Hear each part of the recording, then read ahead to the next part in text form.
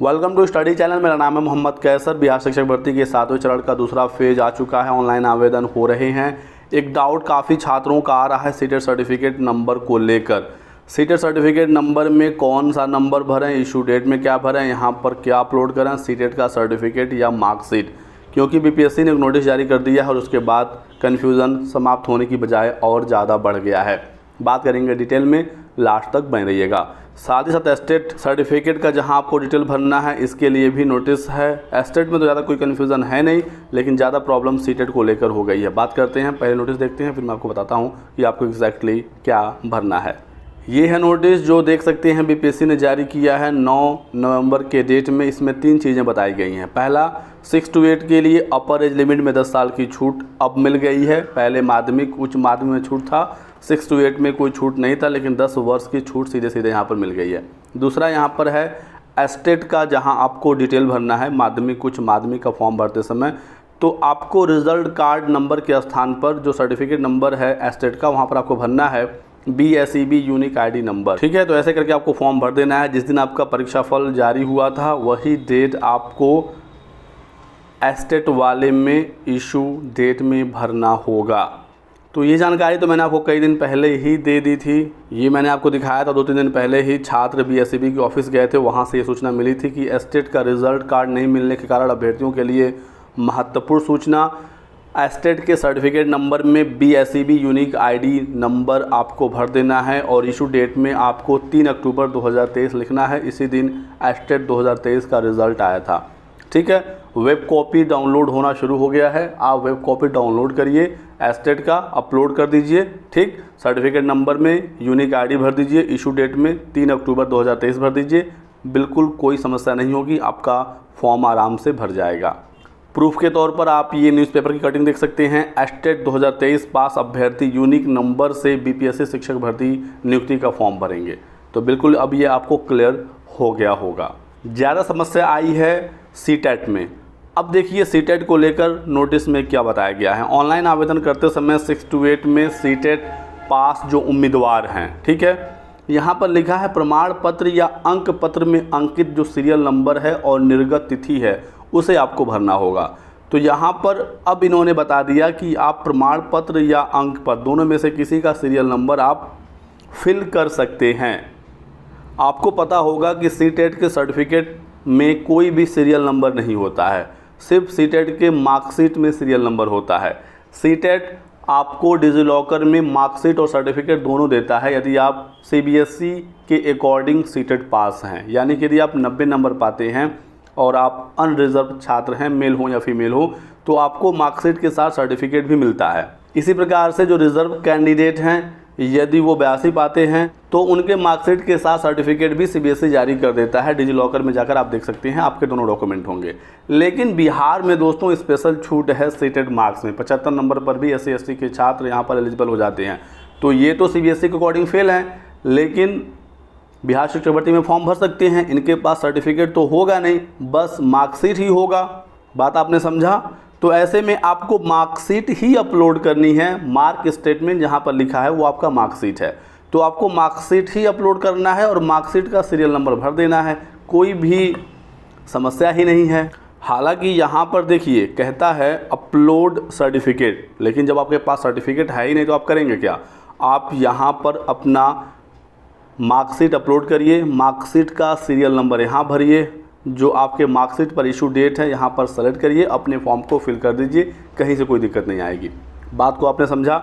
यदि आपने पहले भर दिया है यहाँ पर NA लिखकर या रोल नंबर लिखकर, तो उसके बारे में आगे बात करेंगे। फिलहाल जो फैक्ट है वो मैं बात करता हूँ। यदि आपने अभी तक फॉर्म नहीं भरा तो आपको क्या करना चाहिए नए नोटिस के अकॉर्डिंग। ठीक, तो जो लोग CBSE के अकॉर्डिंग पास नहीं हैं लेकिन बिहार शिक्षक भर्ती में जो छूट मिलता है उसके अकॉर्डिंग आप एलिजिबल हैं, आपके पास मार्क स्टेटमेंट है, ठीक, आपके पास मार्कशीट है, तो आपको सीरियल नंबर यहाँ पर भरना है, अपना मार्कशीट अपलोड करना है, इशू डेट सेलेक्ट करना है, आपको फॉर्म फिल कर देना है। ठीक है, यदि आप अपना सीटेट का एग्ज़ाम पास हैं, जैसे मान लीजिए आप 90 नंबर पाए हुए हैं, आप सामान्य वर्ग के छात्र हैं, ठीक है, पुरुष हो या महिला हो, ऐसे में आपके पास दोनों डॉक्यूमेंट होंगे, मार्कशीट और सर्टिफिकेट।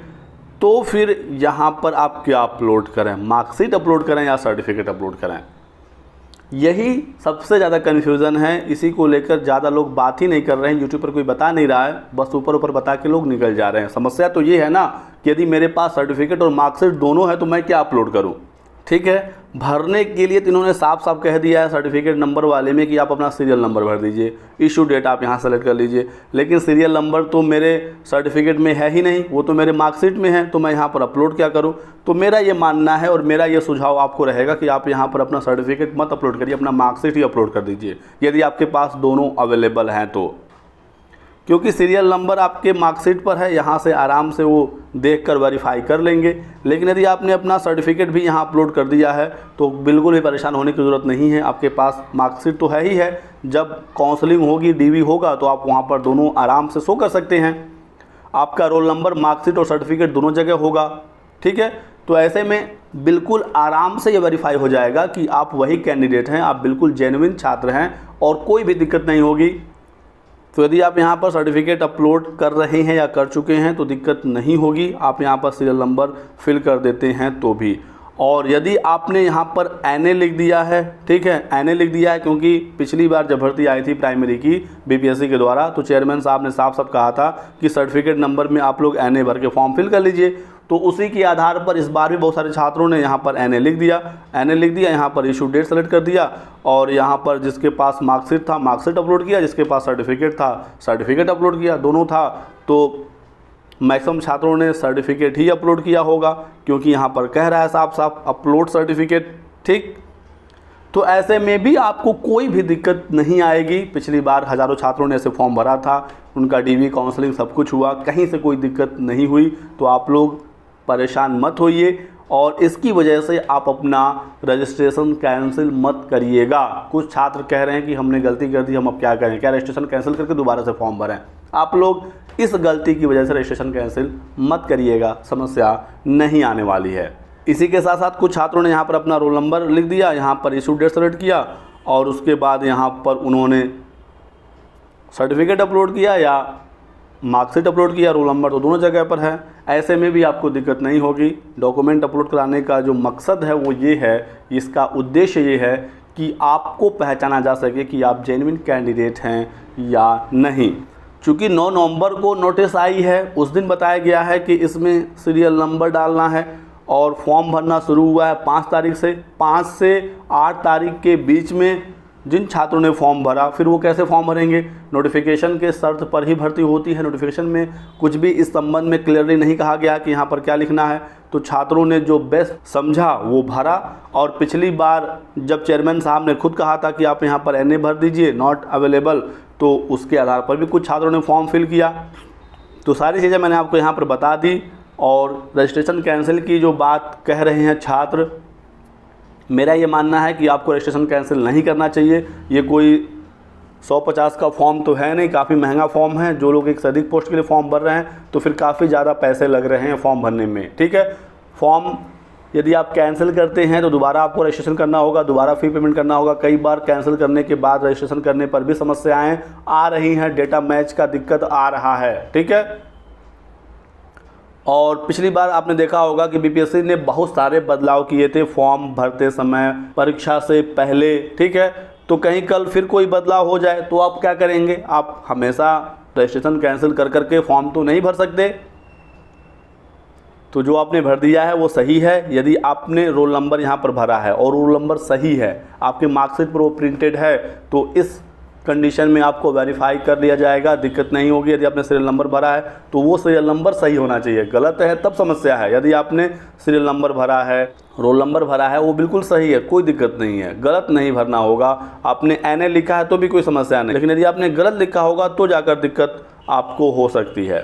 तो मैंने यहाँ पर अपनी तरफ से पूरी कोशिश की है आप लोगों को सारी जानकारी देने की। बाकी आप बताइए, अभी भी कोई डाउट है, कोई कन्फ्यूज़न है तो कमेंट सेक्शन में लिख दें। वीडियो को लाइक करिए, चैनल को सब्सक्राइब कर लीजिए और हमारे साथ बने रहिए। Thanks for watching.